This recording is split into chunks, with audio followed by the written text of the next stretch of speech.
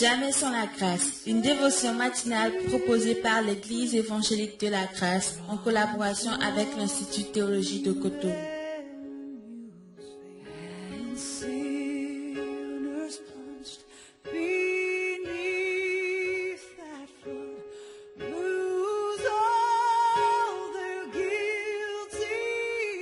Bonjour chers amis, chers internautes, nouvelle journée, encore une fois bienvenue dans la provision de ce matin. Seigneur, tu es un Dieu fidèle comme on le voyait hier, tu restes fidèle et c'est toi qui pourvois pour la solution dans cette journée également en ton nom précieux. Amen.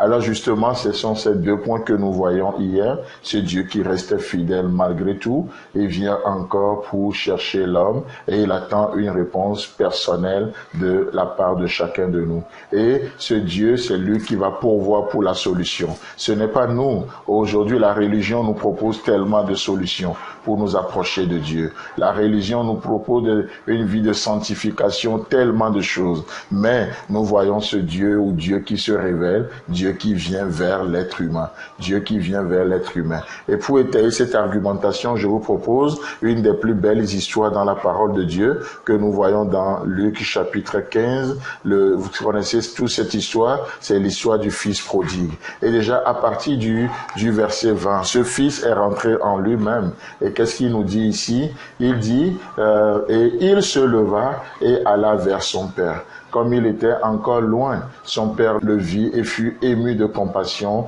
Il courut se jeter à son cou et l'embrassa. Alléluia. Donc on va aller pas à pas. Déjà le fils qui a pris tous ses biens du vivant de son père, il est parti. Ça peut impliquer pas mal de choses. Et à un moment donné, rentré en lui-même, ce fils a reconnu quelque chose. Oh, il a reconnu son tort. Il a reconnu sa faute. Et il dit non, je reviens vers mon père et je vais parler à mon père. Mais j'ai beaucoup aimé l'attitude du père. Pendant que le fils a son agenda bien rempli de comment il va tenir son discours, de repentance, de ceci et tout ça, et le père le vit de loin.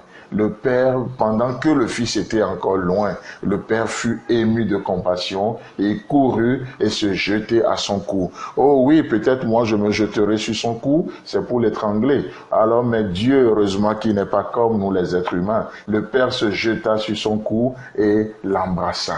Oh, quel amour, quel amour!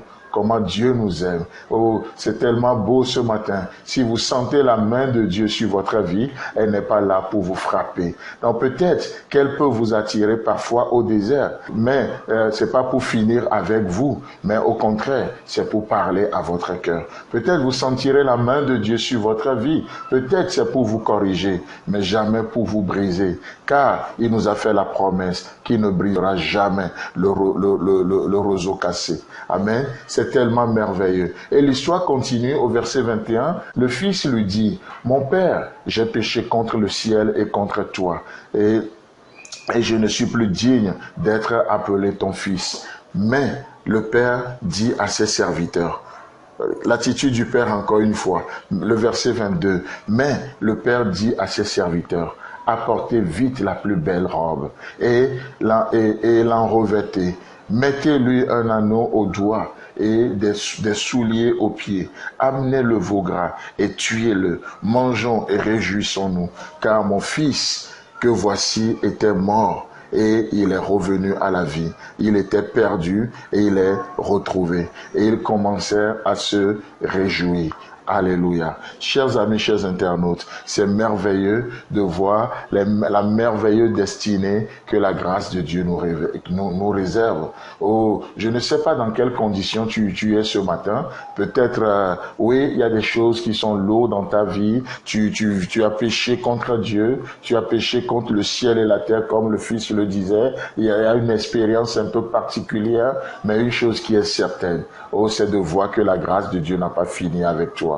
Dieu pense à toi. Dieu a un projet pour toi. Dieu se souvient de toi. Dieu pense à toi et dans son amour a préparé quelque chose de merveilleux pour toi. Alors, ce matin, une chose à faire. Lève-toi.